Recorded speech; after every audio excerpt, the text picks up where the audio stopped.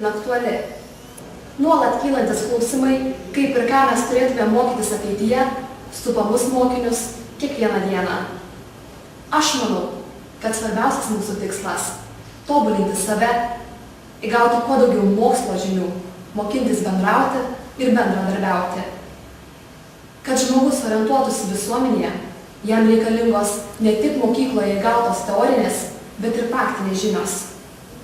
Pamokų metu praktikai turėtų būti skiriamas didesnis dėmesys negu teorijai, nes gyvenime mums nereikia apibrėžimų, sąvokų, datų, mums reikia bendro suvokimo. Tokios pamokos, kaip pasaulio problemų, tautų kultūros pažinimas, yra labai reikalingos ir naudingos. Tai padeda suprasti ir analizuoti praeitį, dabartį, galiausiai ateitį. Mokykla neturi būti tik pasiruošimas gyvenimui. Mokykla turi būti gyvenimas.